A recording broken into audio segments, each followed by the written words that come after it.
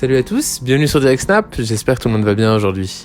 On se retrouve pour une nouvelle vidéo avec GameX13. Il nous dévoile ses projets futurs, son business et surtout comment il gère son argent. Il tient à partager sa philosophie avec sa communauté. Malgré son succès sur les réseaux sociaux, on remarque que l'argent ne lui est pas monté à la tête et que ses projets et son business sont très bien gérés. C'est une belle image qu'il partage à sa communauté de penser au futur, d'économiser et penser surtout à sa famille. Mais bon, je vous en dis pas plus, je vous laisse découvrir les images. N'hésitez pas à partager vos réactions en commentaire. Bonne vidéo à tous. Voilà la famille, si je peux vous donner un conseil, travaillez, prenez soin de vous, ceux qui ont des religions, je sais pas, s'il y en a qui sont musulmans ou quoi, soyez dans votre religion, la famille, toujours la famille, l'argent que vous gagnez, vous amusez pas juste dans les sapes et tout, amusez-vous, faites-vous plaisir, mettez dans la sape, mettez dans ce que vous voulez, mais toujours vous mettez une part de côté pour acheter après une maison. Une fois que vous avez une maison, une voiture, que vous mangez bien, il vous manque quoi? Alhamdoulilah, vous avez un toit sur la tête, vous mangez bien, vous avez une voiture pour vous déplacer à gauche, à droite, de A à B, de B à C, vous avez compris. Mais la vie est très courte, investissez, achetez une maison plus tard pour vos enfants, quand vous partez au moins vous leur laissez un héritage, c'est important. Beaucoup oublient ça un petit peu, mais faut pas oublier. En fait, moi voilà, c'est ce que j'ai fait, j'ai investi, et là, alhamdoulilah, Dieu merci. Et je remercie Dieu. C'est en partie grâce à lui et grâce à vous. Aujourd'hui, je gagne de l'argent autrement qu'avec YouTube. Là, ce que je vais faire bientôt, c'est que je vais ouvrir 2 entreprises. Et Inch'Allah, bientôt prendre une maison. Et ça, c'est parce que on investit, on économise, on se fait plaisir. On fait plaisir à la famille, mais on met toujours une partie de côté. Admettons, tu gagnes, je sais pas moi, 3000. Tu prends 2000, tu les mets de côté et tu te fais plaisir avec. Mais tu fais pas l'inverse. C'est pas, tu te dis, ouais, j'ai pris 3000, je vais me faire plaisir avec 2000, je vais mettre 1000 de côté. Non. Tu vois, faut toujours blinder, mettre l'argent de côté, pour faire en sorte que vous manquez de rien, que votre famille manque de rien, pour acheter de la pierre. C'est très important. Et juste pour vous expliquer un petit peu, moi, le daron, il m'aurait laissé une maison. Le daron, il m'aurait laissé une maison, alhamdoulilah, voilà, ça aurait été bien, t'as vu. Mais après, les darons, ils ont tous galéré d'une manière différente. Alhamdoulilah, il y en a certains, vos darons, ils se sont bien sortis, ils ont une maison.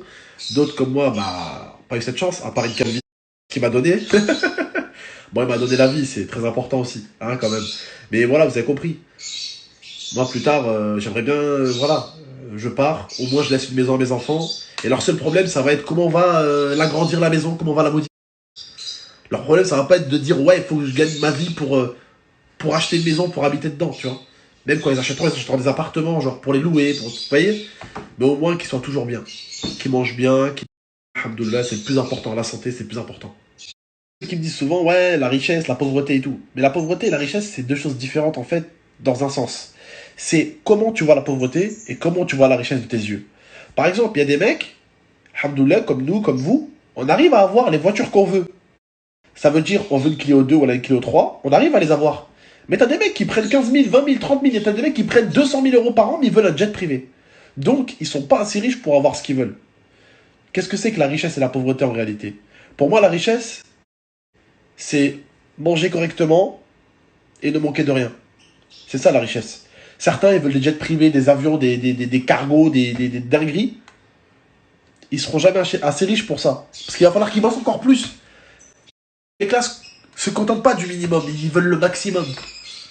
Donc ils resteront toujours pauvres dans leur tête, parce qu'ils veulent des trucs de ouf. En vérité, le riche, c'est celui qui se contente de ce qu'il a. Même si c'est un minimum, même si c'est pas grand.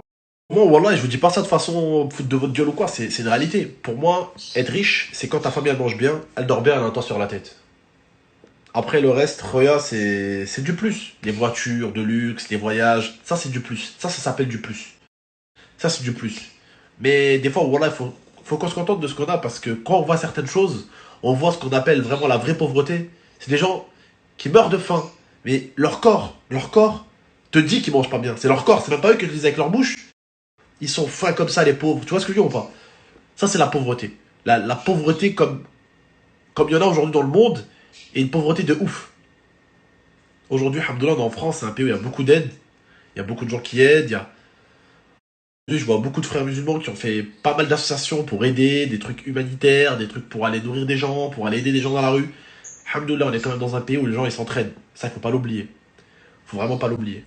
Après, c'est une vérité, je connais beaucoup de gens qui n'aiment pas l'argent pour telle ou telle raison. Mais il y a des gens aussi qui n'aiment pas l'argent parce que, je vais pas vous mentir, faut pas se mentir, faut pas se leurrer, faut pas se mytho, parce qu'ils n'arrivent pas à le gagner. C'est une réalité. Avant, j'ai jamais détesté l'argent. Même avant, quand je gagnais 500 balles par mois, quand j'étais livreur, je m'en battais les couilles, tu vois. Mais t'as des gens, ils ont tellement eu des galères avec l'argent qu'ils aiment pas l'argent pour d'autres raisons. Mais t'en as qui aiment pas l'argent parce qu'ils n'arrivent pas à en faire. Parce qu'ils voient l'autre en faire, ils détestent. Et du coup, pour eux, l'argent, ça devient quelque chose de négatif. Ils disent, ouais, mais le plus important, c'est le bonheur. Bien sûr que c'est important, le bonheur. Bien sûr que c'est important, la famille. Mais aujourd'hui, même pour torcher le cul, ça coûte de l'argent. Même quand t'appuies sur la chasse une fois que t'as fini, ça coûte de l'argent. Donc, le bonheur, bien sûr que c'est important. La santé, bien sûr que c'est important. Mais la santé, tu l'as pas si tu bouffes pas. Et avec quoi tu bouffes? Avec le bonheur? Non, avec l'argent. Donc, il faut avoir un juste milieu dans tout, que ce soit la santé.